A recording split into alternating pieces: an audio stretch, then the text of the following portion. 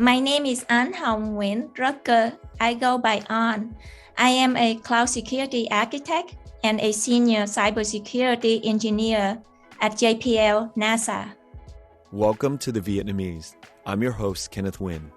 Being part of a culture of nearly 100 million Vietnamese people in the world today comes with a lot of pain, proud history, and privilege. Join me as I highlight and explore the Vietnamese experience from all over the world. Before we start our interview session, I would like to quickly state that all personal and professional opinions presented herein are my own and do not in any way represent the opinion or policy of JPL, NASA, or Caltech. I appreciate that, An. What does it mean to be Vietnamese to you? That question is really deep. And in our last session, I thought about it a lot. And for me, I feel if I can capture it, what it means to be a Vietnamese in 3 words, it would be family, resilient, and forgiving. Wow, I have never heard anybody encapsulated in 3 words, but the most interesting one for me is the forgiving. I feel like every time I come home, people, not just from my village, but also like from Ho Chi Minh City, when we travel, we get to the airport and everything, people were very welcoming. Like they love Vietkill. When I came home, the first time I came home, almost 10 years now, and I took my ex-husband with me. He is a Black American. Or African American. He is like, I'm 5'4" and he is 6'4". And when I took him to my village, I was actually a little bit nervous, right? I don't know what to expect. My family love him. I know that. My family raised me that, the color and all that stuff. You love the person. You don't judge them for like just the outside look, like the books, the cover of the books or anything like that. So I know my family be accepting of him, but I didn't know how other people, like my neighbors and like other relatives would if they would accept him for who he is, right? An uncle or something, right? And during the war, he fight for the Vietnamese, and one of his eyes were taken out, like during the wartime, right? And he came and he shook my ex hand. It's like, that like very touching for me. I felt like he forgive, like he said, things happened many years ago. You probably wasn't born during the wartime, and I do not want to hold you like for what like all those politics, all the things that going on during the war. It's just like I just feel such a relief. Like I feel like that's how we are, like not just my family, but almost like every Vietnamese. We have very big hurt. We very forgiving people. Like, it just like let it go and let it be, right? And just show the love.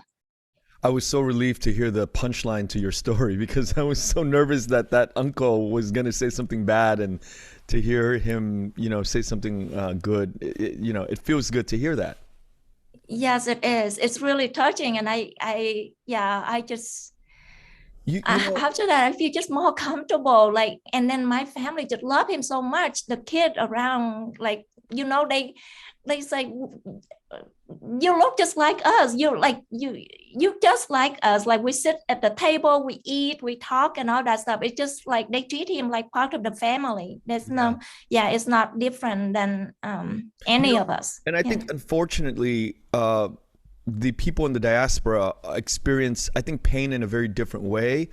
When I first started this podcast, I was told by my elders, and this makes sense very much to me, is we kind of have to honor their pain because, when you have to leave your own country, there's this pain, this excruciating loss that happens that we, for me, I was born here and I didn't go through any of that. And I am so detached from the pain that my elders reminded me, you have to remember to not invalidate your elders' pains just because you Yeah. didn't go through it, you know.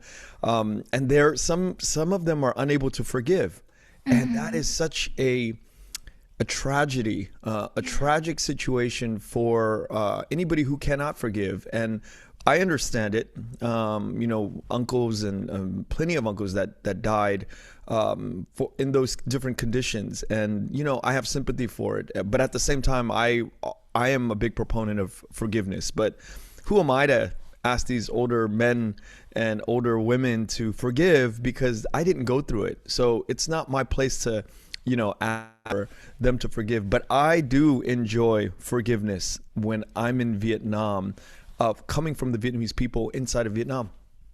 Just what you're saying, in people in your village, they're very open.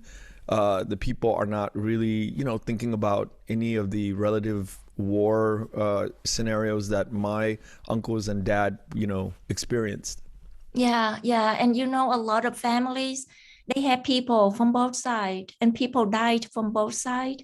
And you're right, we don't expect, like we don't ask people that you need to, it's time to forgive or something. It has to be on their own Okay. time, Yeah. right? When they can do that, it's on their own time. And I feel like that's why you don't, because people deal with pain differently too. So you don't judge people on how they deal with that kind of pain. And I just feel like for me, from that experience, it's really helped me. You know, it's really helped me to feel more comfortable, like to open up with my family and like to take my ex around and introduce them to the neighbors too. It's just like everyone were very open and welcome him. But you're right, yeah, there are people that still in pain today because like they lost family, loved ones, and all that during the war, Yeah. right? So you can, yeah. The whole world was gone. You know, I am interested in knowing how you got to the United States and your journey of leaving the village, because I understand that you didn't leave Vietnam when you were a baby or at 5 years old. You left as a woman who pursued her studies. And so can we talk about that? Sure, yes, yeah, thank you, Ken. Um, well, when I had this opportunity when I just finished high school to come here for college. I actually almost didn't accept it, the opportunity. Um, and the reason was because both my parents were not well. Like they both suffer from strokes, and my mom was paralyzed, like half of her body, and my dad had to walk with a cane, and his emotional state was not very good. Right, he cried at everything. He couldn't communicate well, and I only have one brother. He's 2 years older than me. I just couldn't feel like I could leave Vietnam to come here for. It's like I'm so selfish if I go, right? So I almost say no, I'm not going, even though the opportunity for a girl like me in my small village is one in a lifetime. What You was couldn't even think about it, like Yeah. you know, couldn't even think it's possible to be here, What was the opportunity? that to come here to go to college. How was the opportunity presented? Yeah, so I get the one of my like family friends or close like a cousin that were here in the US before like I guess similar to like the people that leave Vietnam when you know the fall of Saigon and everything. So she were here then, and then she did all the paperwork for me. And the reason she did all of that was because of my parents were not well, and she feel like the only thing that would help my family would be to give me a future where I can come here, go to school, and then send money home to help my family, to help my parents and my brother to get out of poverty. And that's how it presented. And so I almost did not want to go because I just feel like I left a burden for my brother. He had to take care of my parents, and we don't just like have home care or anything, right? He had to take care of my parents, like a nurse at home, right? And so, yeah, but I remember my mom and dad couldn't say anything, but I just remember they keep saying, go, go, just like that. And then they start crying, just say, go, go. And then just start crying. They don't say much at all. And then my brother say, you know, the only way for us to break the cycle to be poor is for you to be able to have a better life and then help us when you are better in the US. I remember leaving Vietnam. My suitcase just had books. I had nothing, and I had $200 that my chemistry teacher gave me. It's like I had no money. Like we live in a farm. It's like, you know, what you had on your table is what you harvest from the farm. You don't have extra money to like if you want to go eat anything, right? So my family wouldn't even have the money to just say here, like some money for you to take with you to the US. So my teacher, she teach chemistry. She gave me $200, and that's what I have with me. So yeah, but that's how I get here. And that's why I feel grateful every single day. Not many people had the opportunity that I have. And when you got here, you started as a freshman in college? Yes, I started, you know, and I, like my first semester, I took 12 credit hours. Like I double major. So I major in mathematics and computer science. Yeah, and I took 12 credit hours my first semester here, but English is for second language. So at night, during the day, I would go to school, and then at night, I go to the English for second language center so I can study English. Like my English would not, like I can write.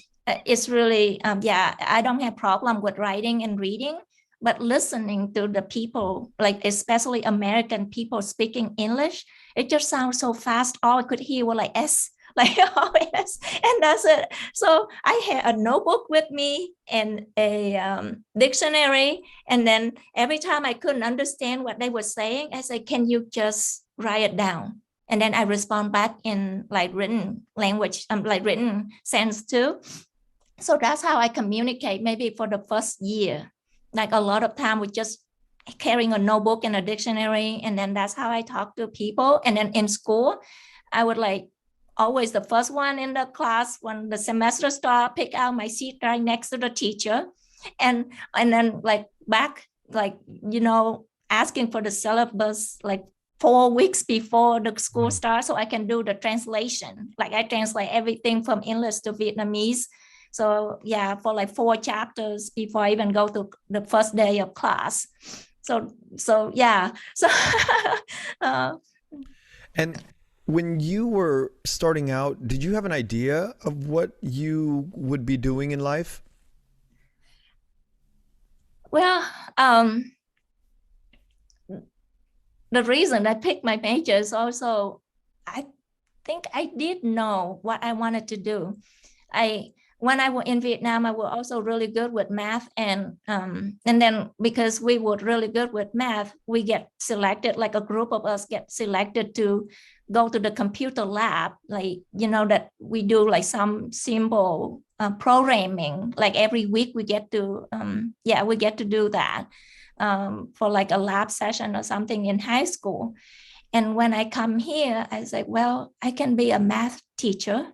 And I do need to learn how to use a computer, because I feel like every single place we go or do anything, any kind of businesses require that you need to know how to use a computer. So that's why I picked a double major in mathematics and computer science. So yes, I thought that I would be a developer, like a programmer writing code. So my language when I studied at that time was C, C++, Visual Basic. Now a lot of the people using Java instead of that language. A lot of people Java, Python, and all that. But for me, it was C, C++, and Visual Basic. Yeah, but I didn't really think that I would be in the cybersecurity field. But I know it's something computer science related field, but not really cybersecurity until like my fourth years in, like almost done with my bachelor degree. That's when I was looking at like, okay, what do I want to do next? And at that time, I feel maybe that more cybersecurity issues start to bubbling up, like more people know about, hey, there are risks that related to cyber, right? Cyber risk, cyber threats and all that. So I was like, okay, maybe to protect myself, I should go into like study more about how to protect myself from those cyber attacks, or like those spam, those like, all those different things that that could hurt me online, like online.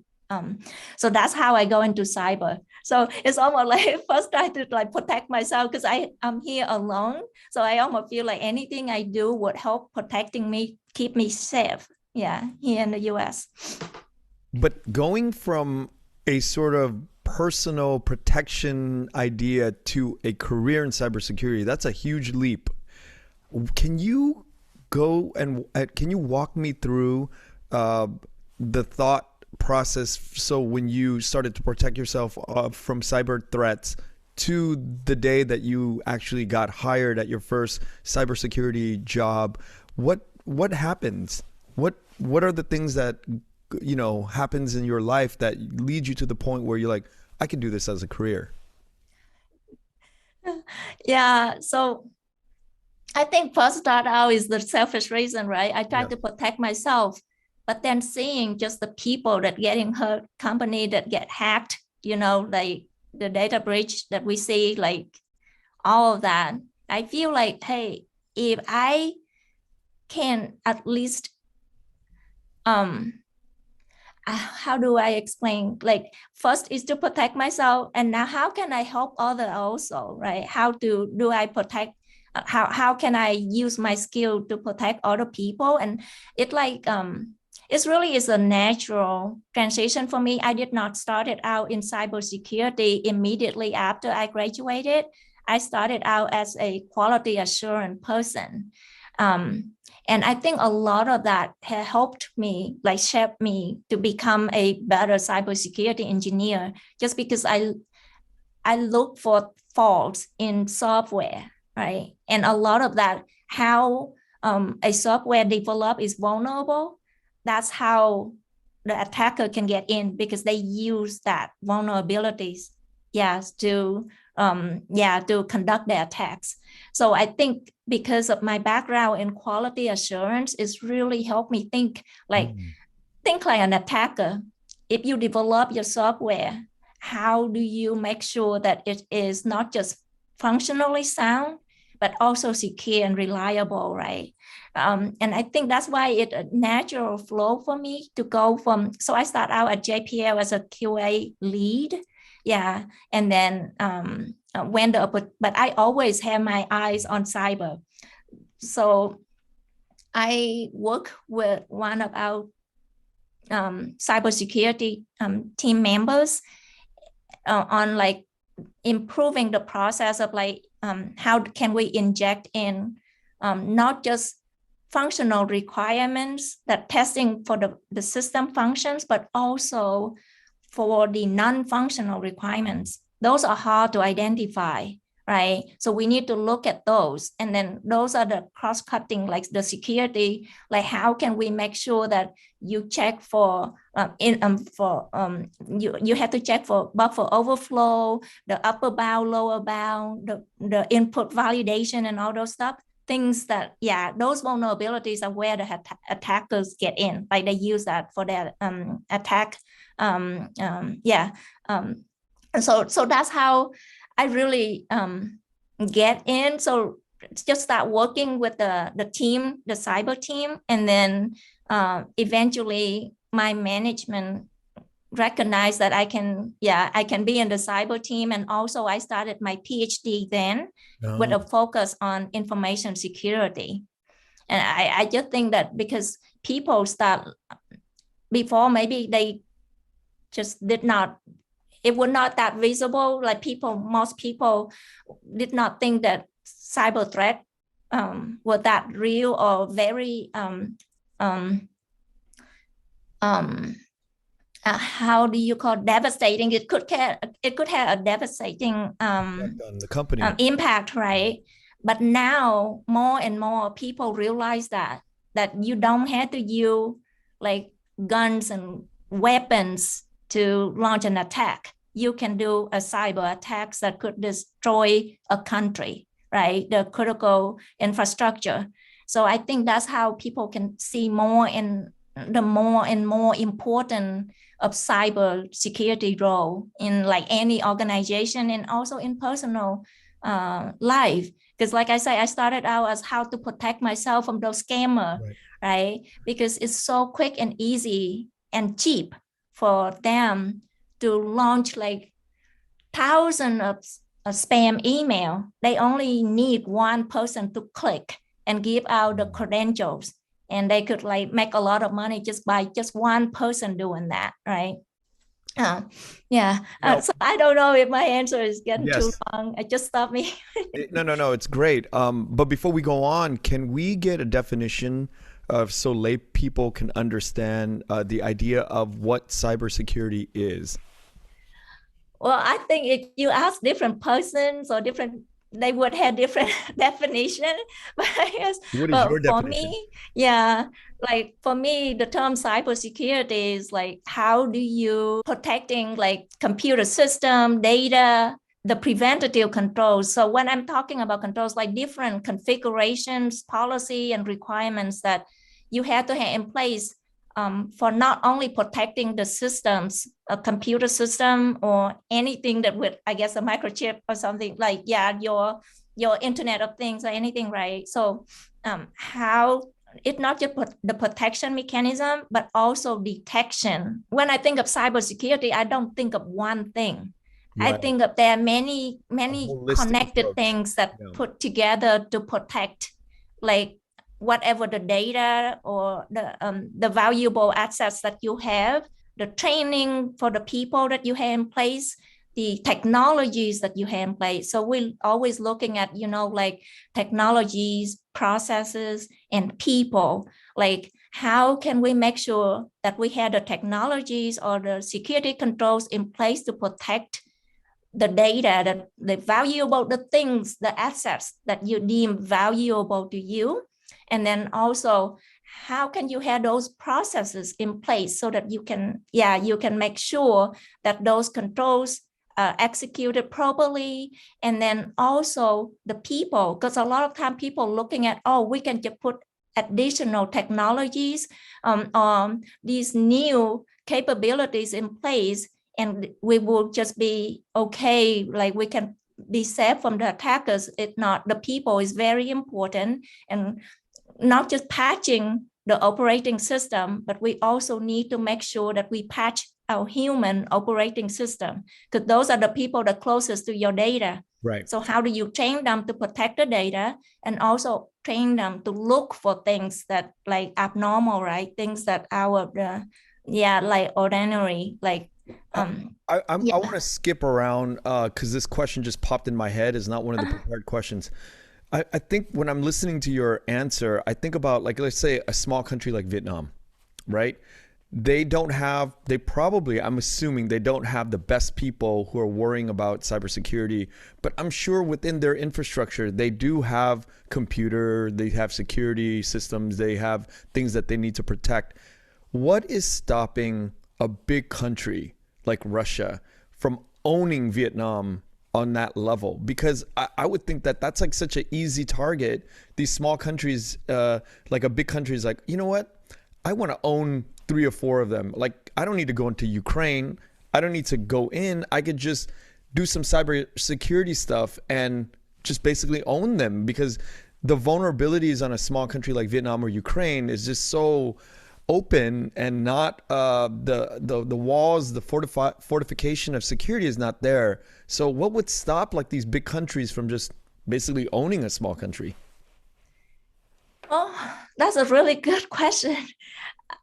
That's a really good question. I think, there are laws and regulation, and like before we may just talked about just the physical law and regulation, but we also have cyber right? The cyber regulation and law. And I feel like if Russia or China try to own Vietnam in a way of cyber attack, I think there's also intervention from like other people that more powerful that had the capability to help protect those countries, you know. That's just my opinion again. I feel that like, yeah, because that's how we can preventing wars from like, yeah, so for some of the smaller countries that maybe feel more vulnerable to those countries with a lot of the capabilities, the technology, and a lot of the smart people that dedicated to just all they do. And we do have those, right? We have those advanced persistent threats, those people that are like government funded, that all they do is looking for vulnerabilities and to do those kind of like hacking and launch those type of attacks that targeted at a certain company or countries, right? So that is real. But the question you ask is that why would like some big country don't just already launch a cyber warfare and own like Vietnam or any countries that vulnerable? I think it's because of those laws and regulation that we had around like behaving in cyber world, right? Cyberspace. Like, yeah, I think that why it's hope to making sure that those people are not so out of control, but there are attacks that are noticeable that targeted like critical infrastructure in some of those countries already, right? That like they could it's happened, but I feel that it's still somewhat in the early stages of this stuff. Yeah, it's not as bad like you say. Because when I think of like smaller like African countries who are like neighbors, and one country is just much more financially able, and they have maybe the engineer, the manpower to do it.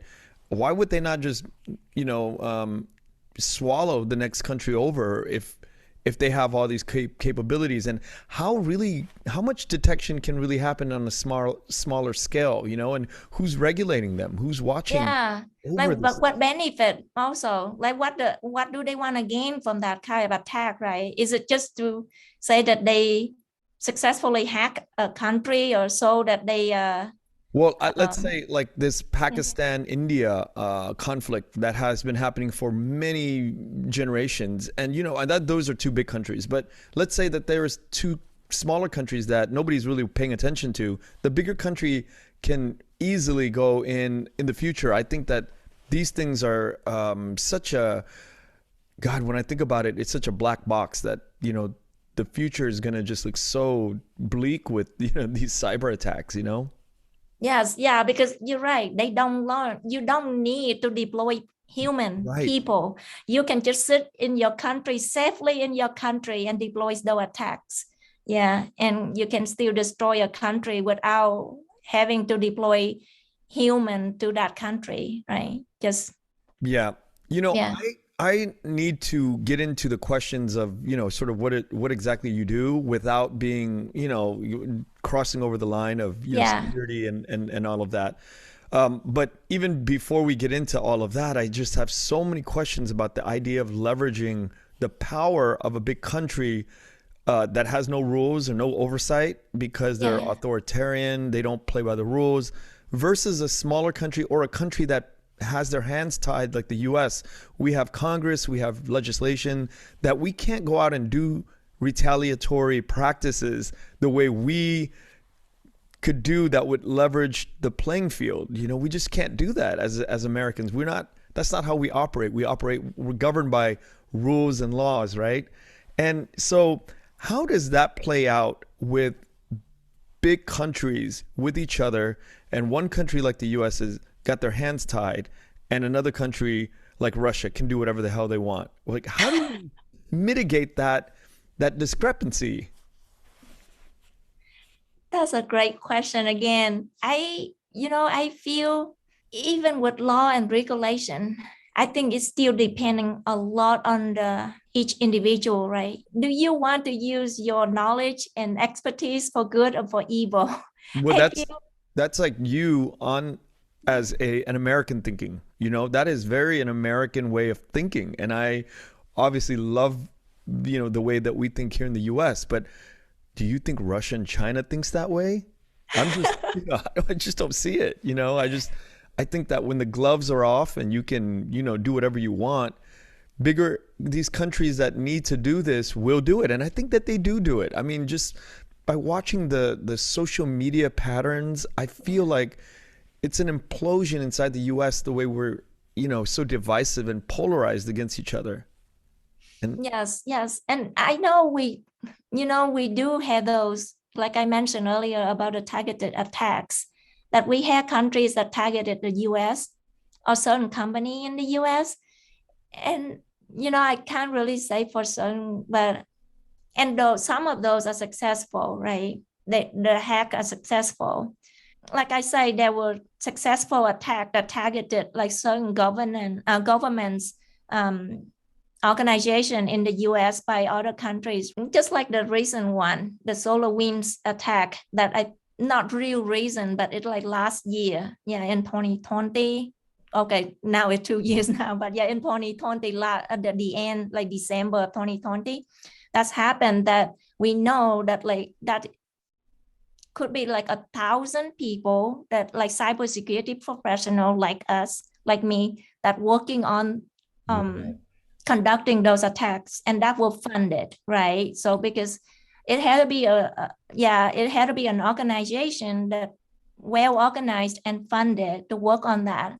And that's why make our job a lot harder as cybersecurity professional that try to do good, like try to protect our organization, our company, our infrastructure, our data, right?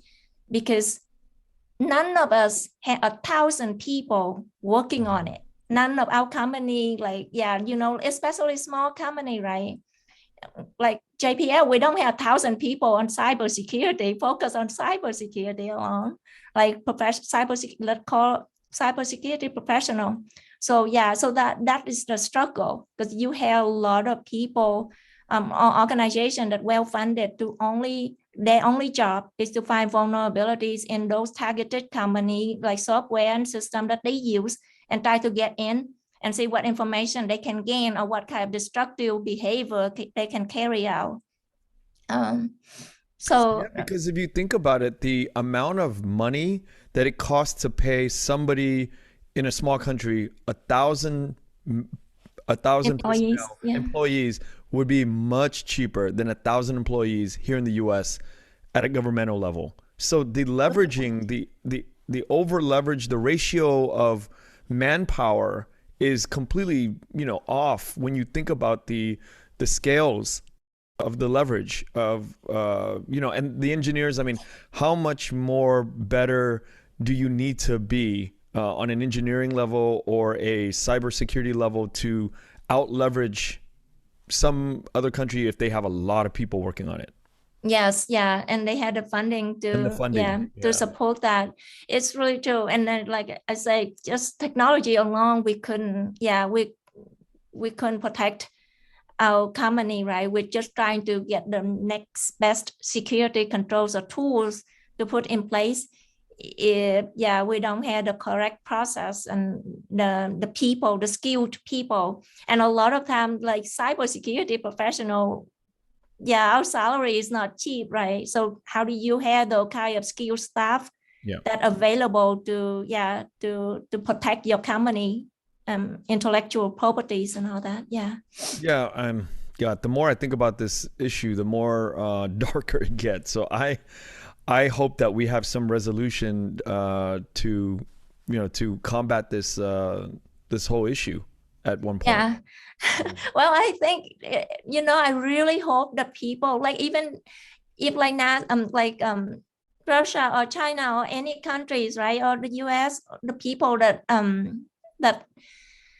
had a bad intent of what they want to use cyber, their knowledge, their skill for, I really hope one day we will all look and just like agree on that, hey, we should use our skill to do good and not evils. Use our skill to protect our infrastructure, and and our countries are not to destroy other countries. Well, You know, like I no. I will argue philosophically that somebody in another country can look at their national endeavors, their national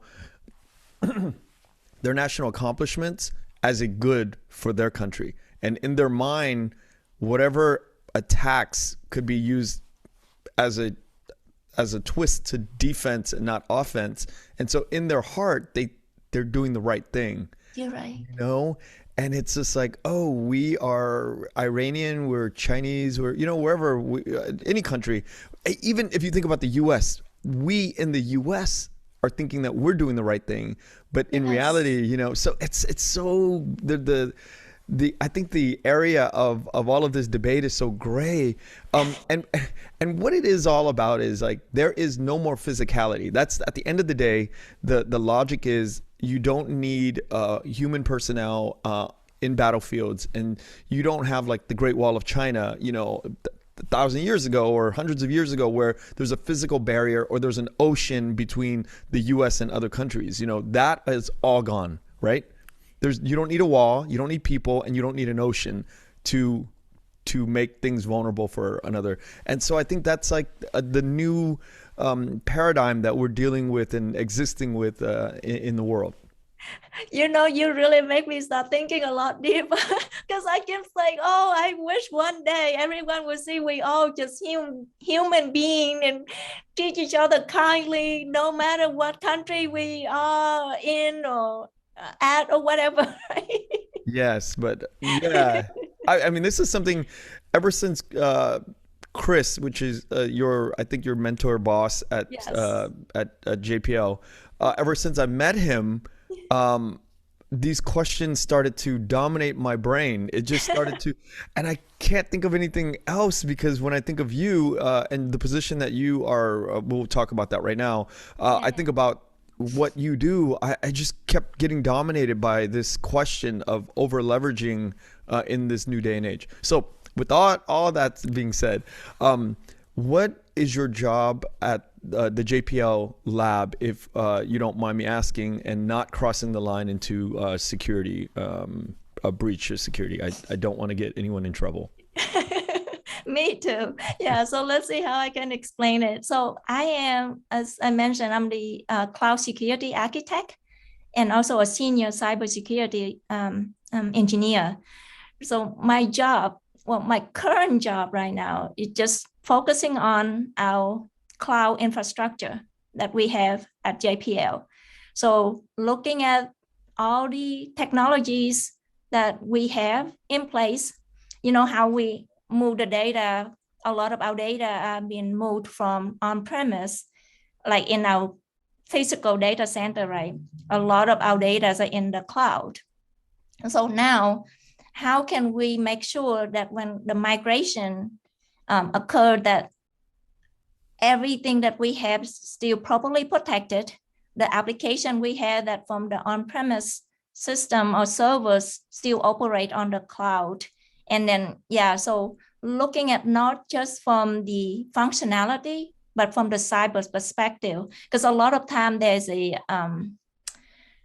I don't know how, like a naive thought about if you move to the cloud, you shouldn't be worried, like you should be safe because, yeah, the responsibility now is to the cloud vendor, like Azure, AWS, Google, any, yeah, those are the three big names, right? But it's not really true. It's a shared responsibilities. Totally. And that's where our team, me and my team come in, right? So like we're looking at how can we make sure that we have the technology that had to be cloud native. It's just because if you try to make something that you use on premise to work on the cloud, like for like intrusion detection and response capabilities, they may not be cost effective just because the way that cloud is structured, right? They can spin up instances as quickly and tongue it down as quickly also. And like the IP address is no longer static. So you can't really like some of those security systems that like or controls that put in place looking for those static list that no longer exist. So how can you make sure that those security controls that you deployed on the cloud are working as expected or that is working effectively, right? And then also like what kind of security requirement and policies we need to put in place, because like we have requirements and policies that used to be just looking at on-premise infrastructure. We don't extend it to the cloud. So how can we make sure that we update those, either making a subset that focus on the cloud, because you can't say that what work on premise should apply to the cloud. Right. Not always true, right? It could, some of them would still apply, like multi-factor authentication, doesn't matter where, yeah, it still apply, but like other things may not. And then, yeah, so how can we make sure that the policies are updated so it reflect the cloud infrastructure, the cloud environment, and then also the people. If my team had always been supporting on-premise systems, and now we expect them to be able to support our cloud infrastructure, training needed to be in place. So they need to have the skill set that they need to support this new infrastructure, like intrusion detection and response on the cloud. The same procedure maybe, you can use the same procedure, like, you know, like you had to first do this or second do that, but the actual execution is different, like in a different environment, it's different, and things you look for, may not be the same. So you have to have the training needed to support that. And so my job really is to look to see how, because none of us are lucky enough to just go in, like most of us, I shouldn't say none, but most of us, we don't just have a brand new canvas and just say, hey, here, just build like all the protection capabilities process, and here unlimited funding that you can get your tools, your staff and all that stuff, and then just build it the way you think it need to be. You have to like try to make the existing thing work with the new thing. Right. Like none of us like 100% on the cloud, especially those like more mature company. You know, like the new startup, maybe just start everything on the cloud different. But for us, we have things that on premise at our JPL location, and then things that on the cloud. How do you make sure they operate correctly, right, with each other? How do they talk with each other? How can we make sure that those kind of communication is secure and all that? So, and then also the balance with like how secure should you like what kind of security control should you put in place that you feel like, hey, that is enough, that we can feel comfortable enough that we have the protection capabilities in place, or protection and detection and response capability in place, right? Because there's a balance. We don't have unlimited budget, and then also if you make it too secure, the system may not be able to work. Like user may not be able to use. And we know one thing from cyber is that if you make it too difficult for our user to use the system, they find a workaround. And when they find a workaround, they compromise security. Wow. So that's a balance between security and usability too. So so I look and like I do a lot of research, and I like set up controls, like security requirements and controls that our engineering team need to implement them. And then we like communication again, because I was talking like, I think I kind of mentioned it, but not really go in depth, is that security has so many different areas.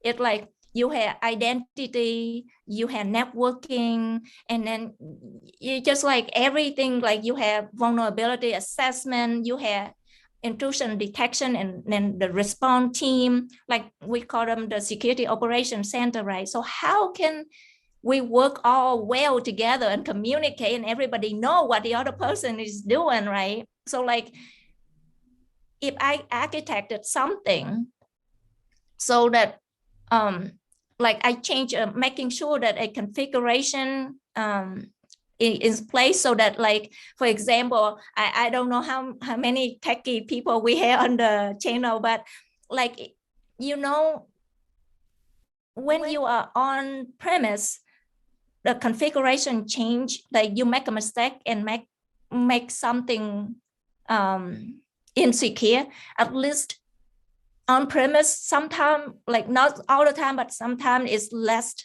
impact, like it had a less negative impact on that mistake.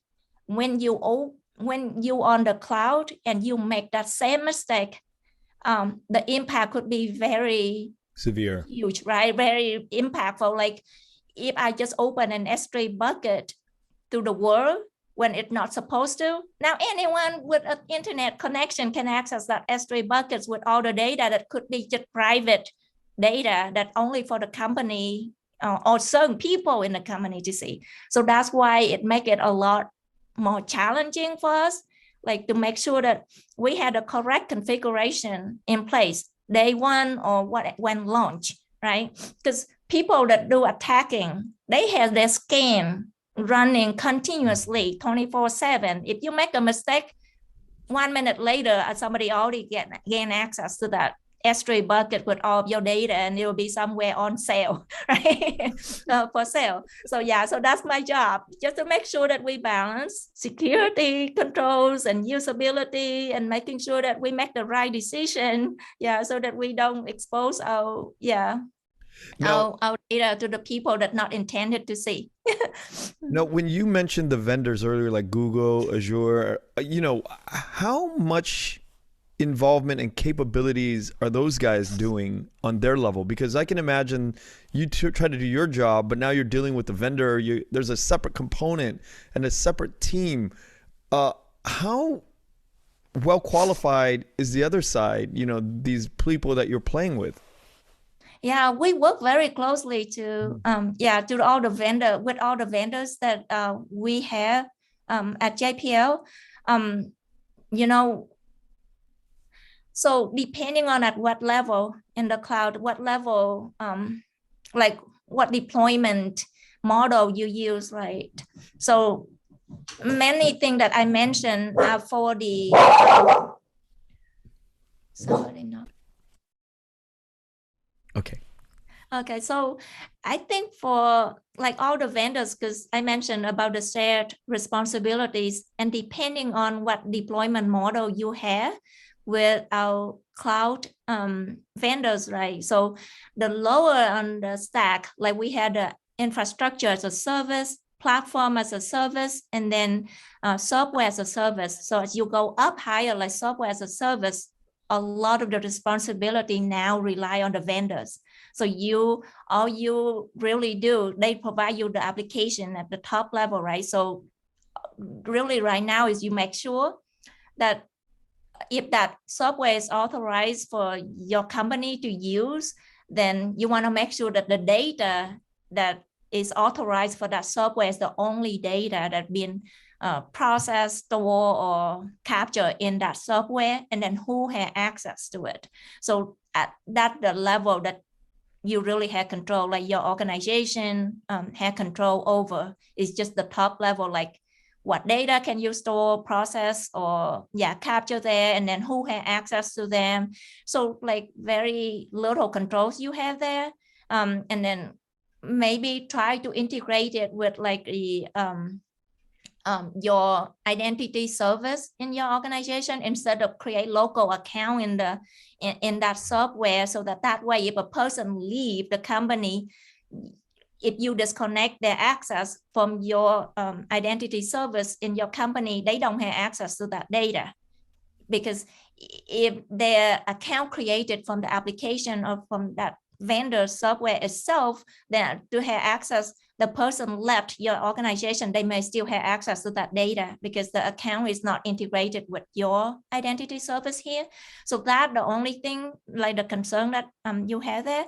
But like a lot of the work that we have, like, you know, is at the infrastructure level, right? So like those vendors would basically just provide you with like the servers, the physical location where your servers will be at, who have access to it. So like more at the physical layer, they have control and they implement those controls, like who have access to those servers or those physical location and everything.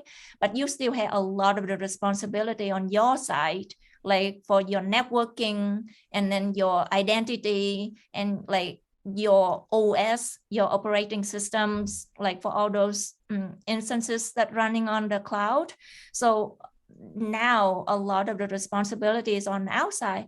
And I think all those big vendors, they provide a lot of the native cybersecurity tools, like, that to help us, like, you know, like those services that are available that are native to cloud native, or even native to their own infrastructure, right? Like AWS had their own services that work really well in protecting our data. So all we need to do is enable them for our environment and then configure them to the way that meet our policies, our requirements, right? And then Azure and Google do the same. They provide a lot of like detection capabilities, response capabilities and all that. So they have services that are security specific. So like we have, like, you know, they had dedicated cybersecurity engineers, architect that work with us closely, right? So like we get a lot of like recommendation, best practice, and we work with them on things because they the expert in the environment. So, and they support all the organization that has similar concerns, like, you know, all the government agencies, right? So has similar concerns as us. How are they implement those controls, right? So we can learn from them. And so, we have access to all of those. And I think it's really helpful to really work with the vendors, right? To make sure that you follow their best practices. And then depending on what industry you're on, like there are different requirements. Like for us, we follow NIST 800-53, that the federal requirements that we follow, like all of the requirements in, I think, Rep 5 now that we need to look into for implementation and making sure that we meet those. And those, like, for federal government, federal contractors. So like NIST 800-53. And then from financial, you had different, like from the payment card industry requirements that you had to meet, right? So there are different sets of controls.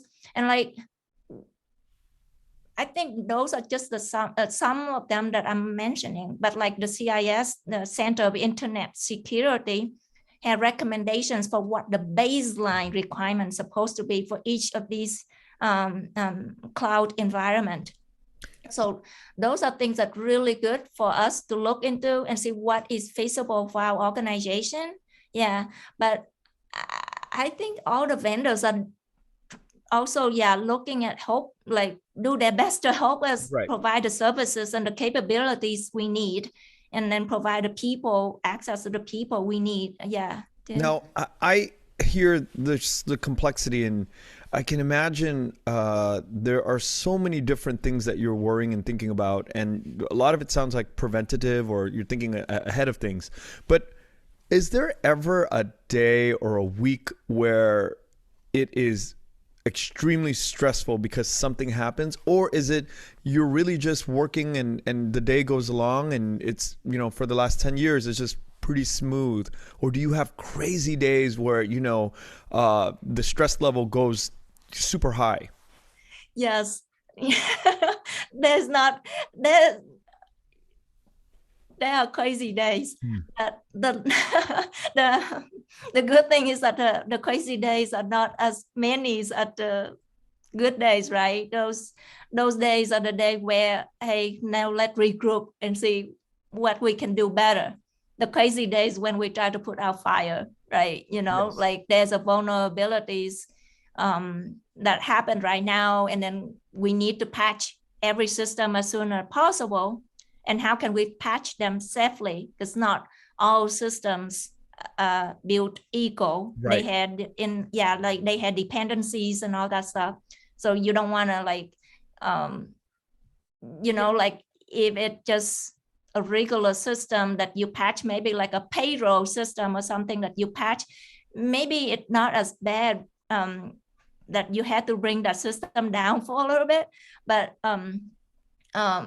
but if you try to patch a system that control command a spacecraft and you accidentally bring it down, then that is a big no, right? So we want to make sure that how can we patch a system and any system, because like I say, they all identify as critical systems. That means the attacker are targeting critical system because they don't want to go into like your test data, right? They want production data.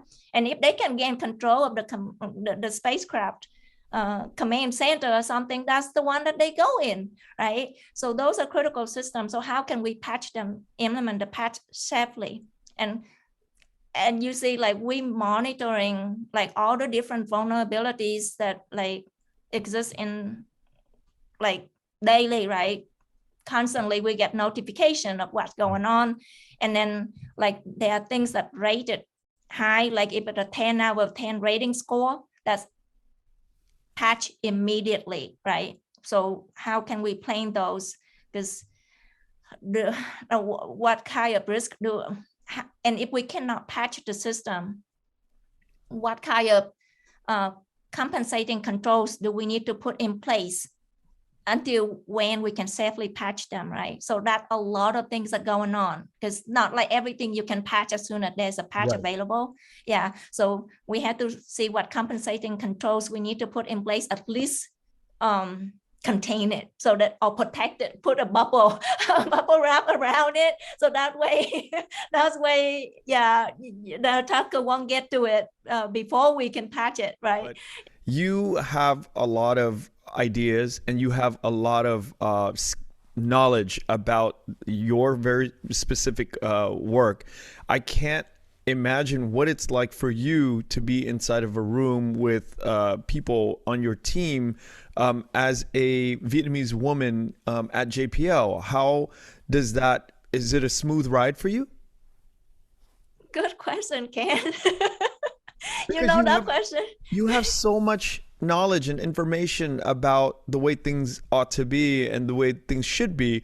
I can imagine like you having so much to say, and I can't imagine what, because I've been in the military and I can't imagine all the people that probably look the same, right? A bunch of white guys really processing that information visually from a Vietnamese woman. So obviously you're sitting inside of yourself experiencing this, so I would love to hear what that's like.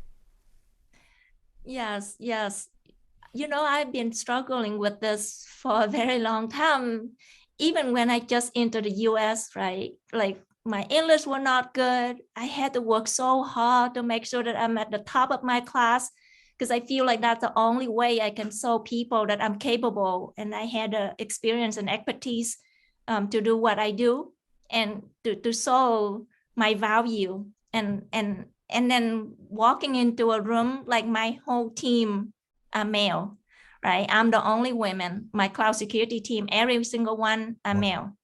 The number of female are very small at like in the technical fields, especially in cyber. And I think that's why I'm really grateful like for more younger women to enter the field, right? It's just because one thing I had to balance is not like for a male, when they are aggressive, it's more forgiven. For a woman, when you are aggressive, they call you names, right? So and then now you are Vietnamese women, like a minority too, like minority on top of that. So it's make it a lot harder for me. Like for a very long time, I'm afraid to speak up. And I'm very grateful for people like us, right? That see my value and know that I had the knowledge and the experience and the expertise, and encourage me to speak up and like to share my idea, and to provide recommendations of what we can do to have a more secure environment at JPL, right? So it's just like for the people like that I feel forever grateful, right? And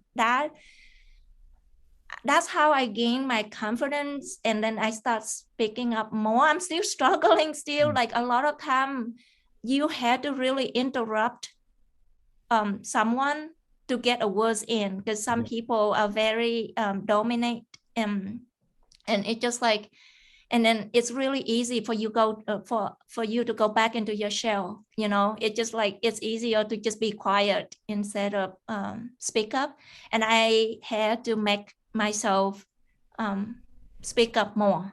That like, so it's constant struggle, like try to prove, because I feel like everything I say, every word I say are being judged and have value, have impact.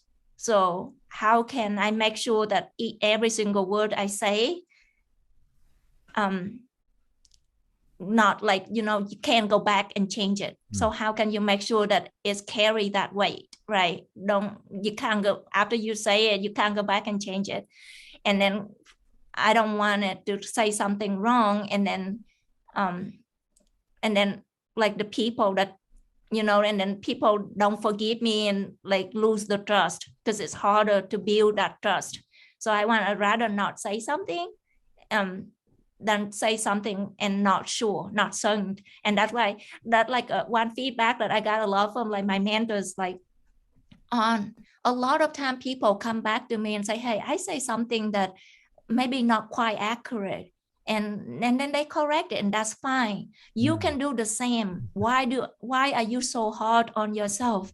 I say, you know, I just don't want to make the mistake, because I feel like for me, if I make a mistake, it takes me a lot longer for me to be forgiven, right?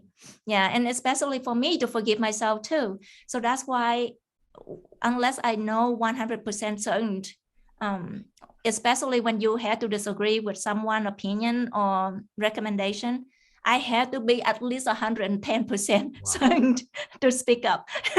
How far do you think you've gotten in the last 10 years working at JPL with that? Do you feel like that's improved a lot and you've gotten a hold of this issue? I think somewhat it's still a struggle. It's just because, you know, I get promotions and I go up at a higher level. And again, I feel like, when you have the power, the authority to make decisions, to make suggestions that could impact the entire lab of the recommendation that you made, you really need to think twice and cut once, right? You have to really think carefully about the decisions, the recommendation that you that you make, to make sure that you don't make the mistake that may have long-term impact. So I think in a way, I'm actually harder on myself now. It's just because I'm like, people say, you are almost the only expert, like I'm the only JPL cloud security architect. So people come to me for guidance regarding security of the cloud. I don't want to be the one that say, okay, oops, I just did something wrong, that now there's an impact that I cannot go back and change, right? So I think in a way, I'm a lot harder on myself now too. Like I had to think, spend a lot more time thinking about the decision before I make them. I don't like to just make the mistake and say, go back and say, okay, I just make a mistake. Oops. I don't want the oops. You know, I'm asking my own self, why did I just ask that question to you? You know, I literally like sitting here thinking, why did I just ask that question? And my answer to myself is the reason I asked that question is because I wonder in the last 10 years how much improvement in terms of my confidence to go out into the world to make decisions and be, I think in Vietnamese we call it chín chắn, right? To be sure. Yes.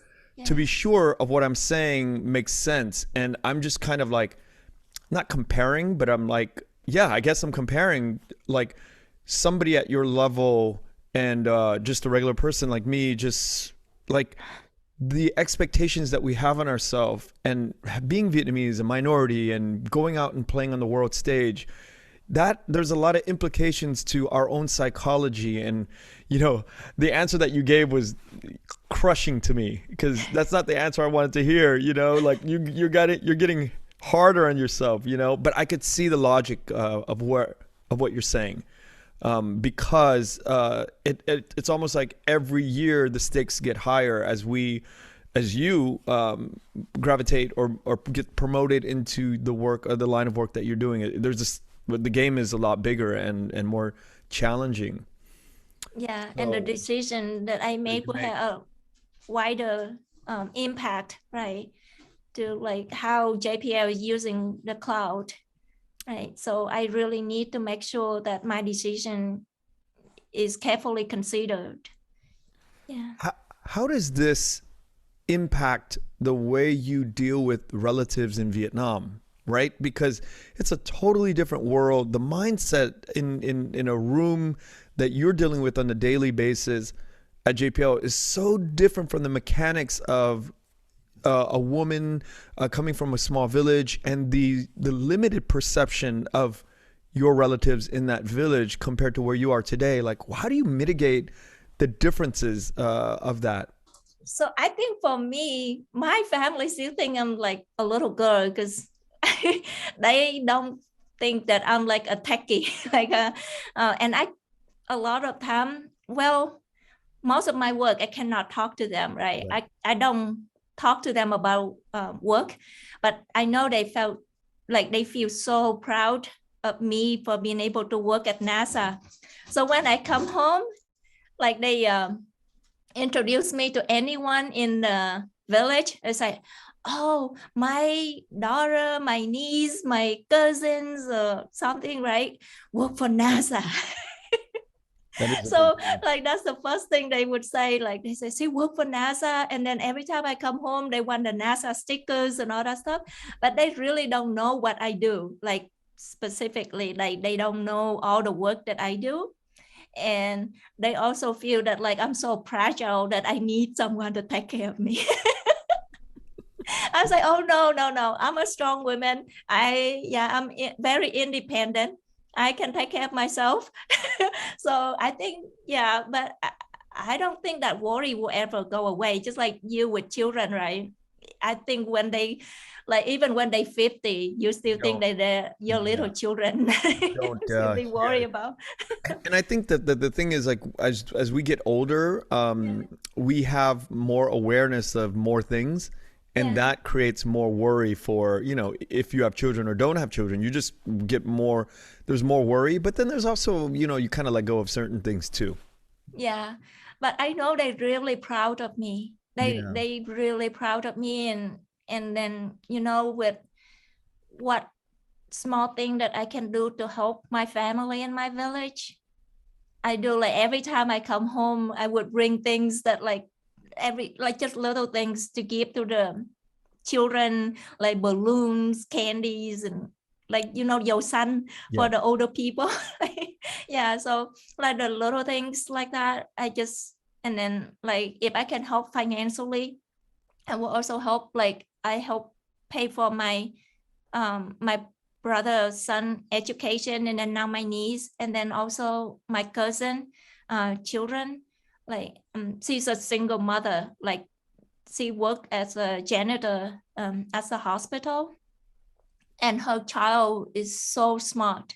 She could get into any school, you know. She gets scholarship for like really for playing sport also. So she's like really smart. The only fault she has was born into a poor family. Right.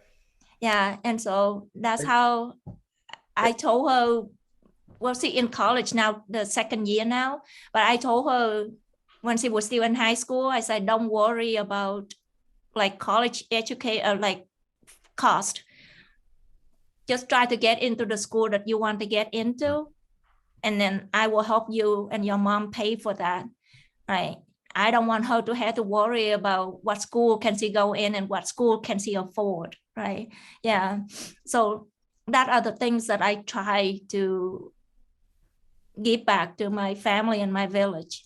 Like anything I can do. I'm not rich, but anything I can do to help, I want to do.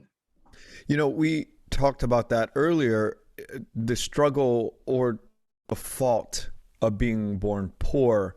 Is that a real problem? Because I think that, like we discussed, oftentimes having the experience of the struggle is far more better than living a good life without the struggle, and then you have no teeth or no claws, because it's like an animal who's been raised in a zoo. Yeah, what do you think? Analogy. Yeah, you know, I feel like, yes, the struggle like is really helps help the person. I really don't wish that everyone had to go through the struggle that I've been like through, right? But what I don't want it for the child to experience is that I cannot further my education because my mom or dad cannot pay Right. for my college education, right? I feel like that shouldn't be their fault that they were born so poor into a poor family, right? If they wanted that education, we should make it available to them. And I feel as a society, we'd be better off with those, with those children had a better education and a better life. Just like for me, I was lucky enough to be able to come here, and now I'm here working at NASA, right? I feel like I'm walking on water every day. Wow. And I wanted every child or every woman, if not every single child, to experience what I experienced, right? But I don't want them to have to go through the struggle to get to where I am. If they can have an easy life, but still be able to see what right and wrong, what good and evil, right? And be a good person, I think that's fine, right? That's hard though. I know, right? Well, having a good life, I think the chances of more who is more spoiled is the likelihood of a good life, a life where your mom and dad gives you everything. I bring this up every now and then too. I had 3 or 4 cousins that came from the camps in the 80s. They left Vietnam without their parents, and they were 5 years older than me. They're young boys, 13, 11, whatever. They were young. Those guys, their claws and their teeth is much thicker, much more aggressive than mine. And I always marvel at the way that they function, because they're very resourceful. They're very hungry and ambitious and all the good things. And they struggled. They didn't have a relationship with their mom and dad because their mom and dad were stuck in Vietnam, and they didn't have a warm relationship growing up, 10, 15 years being away from their mother or father. But I look at them and I have this appreciation for what they went through. Yeah, and like me, my brother and I, we were forced to grow up early. Yeah, to like at 18 and 20, we had to take care of our parents. And and you're right. I felt very determined. Like I needed to do this. I needed to be successful. I have to be successful. I cannot like be lazy or, it's just like, that's like a burden. So I understand completely. Yeah, like you say, maybe because all the children, they always have what they want. They don't work as hard because they feel like, hey, I will always have a trust fund or something. I mean, it doesn't even have to get to that level. I deal with this every day now. Like when my children sees other kids riding a bike, And I said to myself, I'm going to hold off on buying them anything as long as possible. I thought about that even before they were born. I'm like, I'm not going to spoil them. The minute they say, oh my God, Dad, can I get a bike? I go on my computer on Amazon. I'm looking for bikes already. And I can't help it. I can't help that anymore. It's just, I'm kind of giving into that problem. I'm trying to struggle to fight it, but I always thought to myself, oh, when my kids get to 18, they're going to have to go work at a part-time job and go get a car, right? Yeah. I got to give them that gift of ambition, of struggle. But it's so hard. Even at the bike level, it's hard. Yes, yes. so I remember I wanted a baby doll when I was little so badly because my neighbor children, my same age, my classmate have one and I don't have one. I remember I was like, my grandpa would like, make like cow and pig and all those figurines and pot and paint out of mud for us, those clay. Yes. Yeah, clay mud. So that's how we play. Like those are the toys we had when we were little. I never had like a baby doll. And at that time it was so basic. The one that if you lay it down, it closes its eyes, and you pick it up, it opens its eyes, and we still couldn't afford it. Me and my friends and I, we talk about this idea of game theory. And I think doing what you do, there's some studies, you probably had to really dig into that. What is your experience and training in that, and how does it relate to cybersecurity?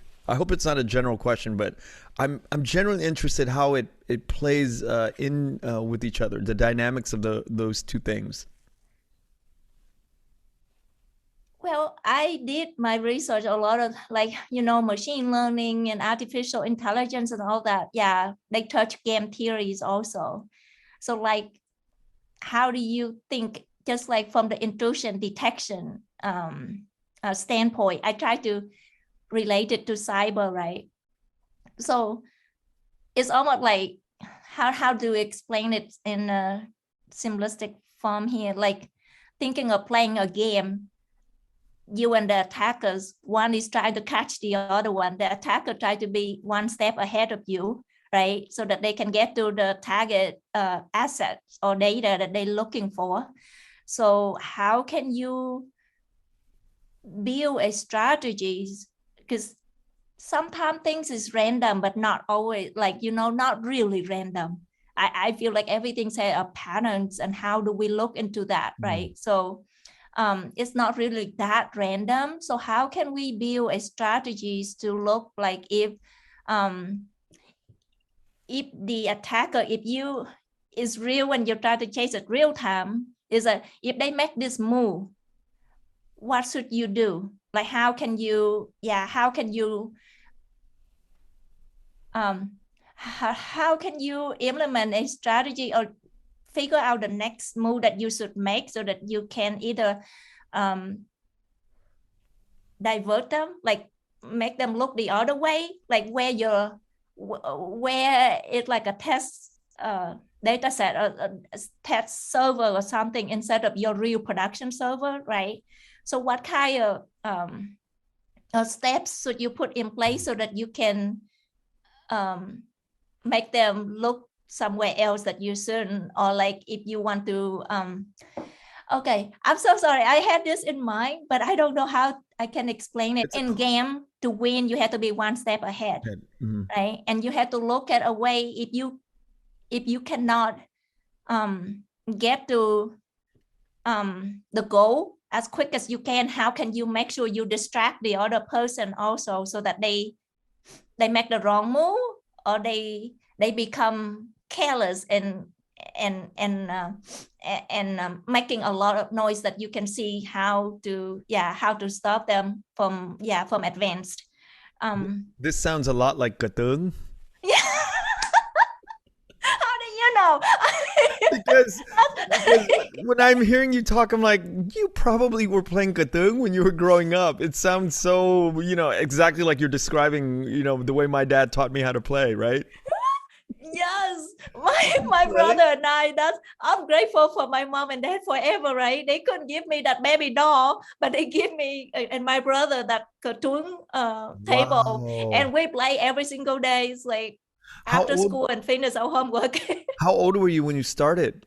Probably 5 or 6, and my brother is 8, I think. Yeah, my parents started us very early, and then like all the different games, and I think that's how I always like. I don't see just like, I guess that's how they train my mind. I never see things just right in front of me. I always a few steps ahead of what is in front of me, always in my life, and that's how I feel like that's how I stay safe. Like try to protect myself. Yeah, so that's how I stay safe, is I can see a few steps ahead or around me, my surrounding. Like, how can I make sure that I don't get in trouble, I don't get hurt, and yeah. Can we talk and transition into our personal cyber safety? Because I think that that is something that we try to think about, but I don't think that enough thought is given to cyber safety for a regular person. Yeah, so you want me to like give Yeah, you some. some basic things that, as we're ending our, episode here, I want to really touch upon that, some basic ideas of like, what can we do to protect ourselves, on our laptop and our personal lives? Yes. Okay. So I have so many, so many tips, just because, I started out in cyber because I wanted to protect myself, right? So I feel like the most basic things is to protect your computers. Since you started, that topic is to make sure you stay up to date with patching. Like, like a lot of time, like new updates that coming out for different apps that you have in your computer or your operating systems, that making sure that if there's a patch, make sure you update it. So like configure the in the system reference, maybe configure the automatic check and update your patches. So keep that up to date, because a lot of the vulnerabilities, once they published and they had like a real Right. exploit in the wild, you want to make sure your computer is patched to protect it from those vulnerabilities. So that's one thing. And then also limit what like application you have in your computer, right? If you don't use it, just delete them, remove them. Don't keep them if you don't use them, because that just open for more attack vectors, right? And so just remove them. And I think one other thing with like just thinking about all the different apps and everything, like for camera, like for location tracking, like a lot of apps that you turn on, they ask you, hey, this system or this app want to track your location for better services you or something, turn that off. Because people taking pictures with their location embedded in there, and they upload it to like Facebook or like any kind of social media platform. If I'm an attacker, if I'm like targeting you, I know exactly where you are, what store you frequent or restaurant you frequent and all that stuff. Or if you're on vacation, right? So making sure you don't post those type of information, including like when you be on vacation, your kid photos and all that stuff, right? Because if they want to rob you, they want you to not be home when they Right. come to rob you. So yeah, that's one thing to look out for. And then maybe other things like for the the scam or identity theft, I feel like that is the basic things that you can do is to just go in and freeze, like set up the security freeze in your like 3 credit bureaus, like the Equifax, Yes. yeah, TransUnion, TransUnion. and Experian. So like set that's free. So if they stole your social or your driver license or any other information, and they want to apply for a credit card under your name, they have to check your credits, and they can't.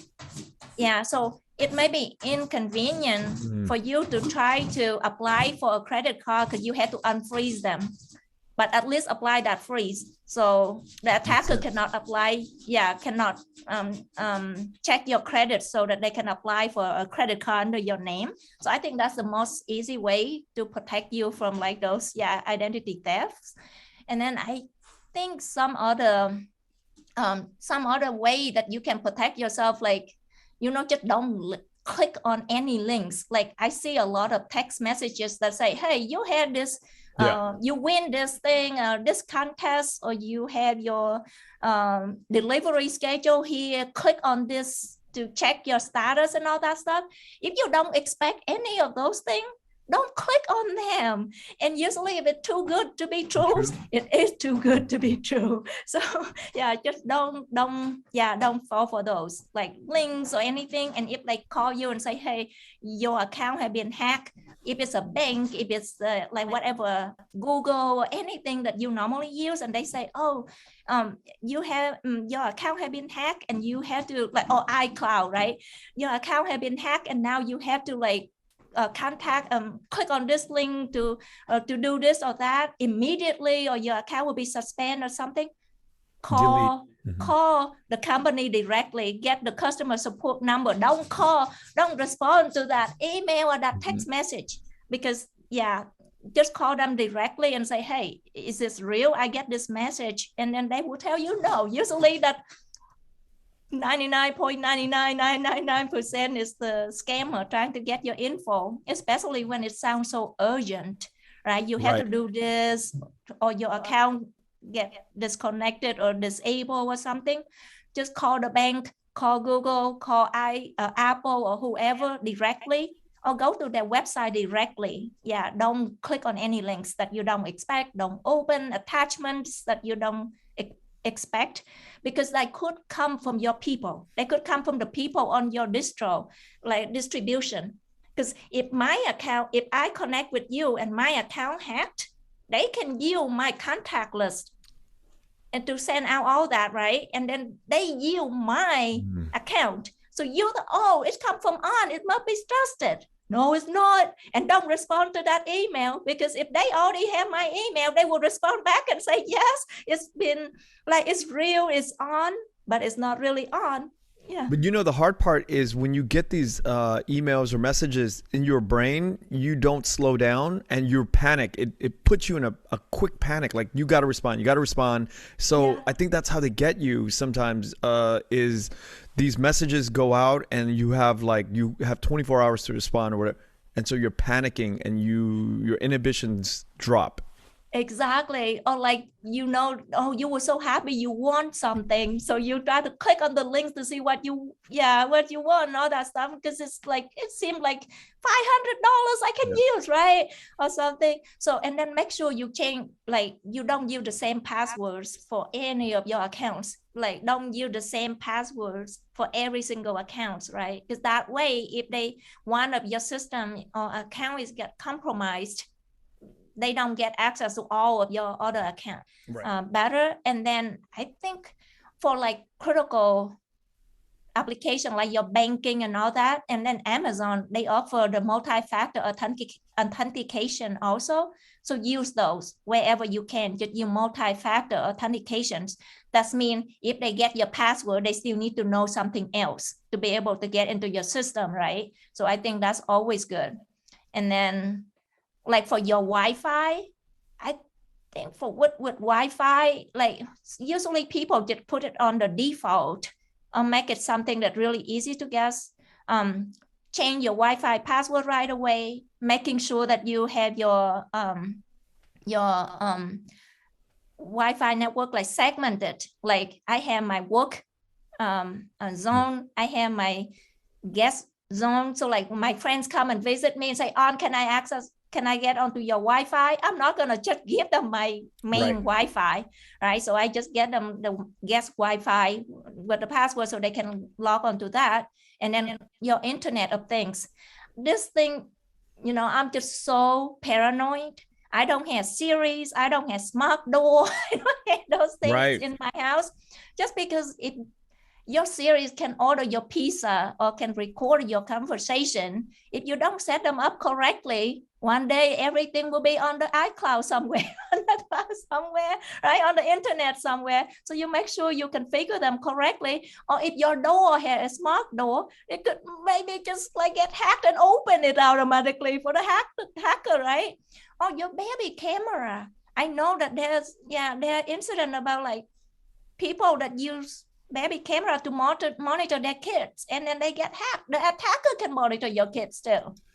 So yeah, that incident, like people playing prank with other people, calling the police, say, oh, this and that at this house or that house, because they can see your whole house where you have your cameras too. Like people, like, yeah, they have that Ring camera or something, not just at the door, but inside your house too. If you don't set them up correctly, not just you can see what in your house, other people can too. So I think those are very important to make sure that you configure them correctly and you set them. If it's private, set it to private. If you don't mean for it to be public, right, set it to private. And then if you upload to your whatever cloud instances, hopefully they encrypt it. Yeah, because you don't want your data, especially your sensitive data, get viewed by other unauthorized people, right? Like long time ago, that the Apple Cloud or whatever that hacked for that celebrity, right? So if you encrypted it, if they get in, they may not be able to see your data just because your data is encrypted. So yeah, those are some of the things. And then you so pay attention to your smart home devices, not just smart home, but it has to be a secure home as well, right? So we don't want the hacker to get access to your smart home devices. And then I think you asked the question is for regular people, but I also think it is make our job a lot easier if companies start building anything with security in mind. Like, all the startup companies and all those too, like start with security in mind. How do you want to protect your data? Who do you want to have access to that data? So train your developers, your programmers, your tester, designer, engineer, architect to have that security mindset, so that way you're not just focusing on the functionalities, but also security and usability of the system, right? So I feel like those are things that we can do, like at any level, like think like a hacker, build security in upfront, and then just that way it makes it a lot easier than try to fix it later. Or like you don't want to be, you want to be on the front page for good things, not for the bad things. Like, so for embarrassing things. So just try to stay safe. But I don't know, let me think if I have like, information, like recommendation, like for people that try to get into like cyber field too. Like, I really want more women to get into cyber.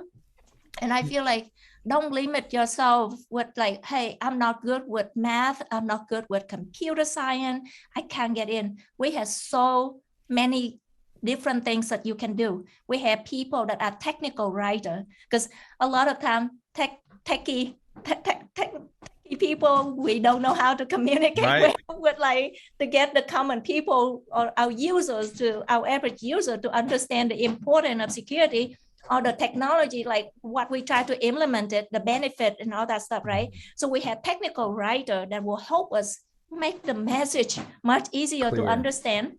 So if you're a good writer, that's your field. And then we also have people that not very techy, but like looking at policies and all that stuff, right? So from the policy perspective, and then we have people that like red teaming, like ethical hackers. So we talk a lot about the bad hackers, but there are ethical hackers that like, I thought about like the testers that looking for vulnerable system applications that they can get into, but we report these to our team, like our blue team, right? So our red team work with our blue team. Hey, we found vulnerabilities in the system. We can get in here. We can exfiltrate data here and all that stuff. So those people are more techy. They can write scripts to launch attacks, to find vulnerabilities.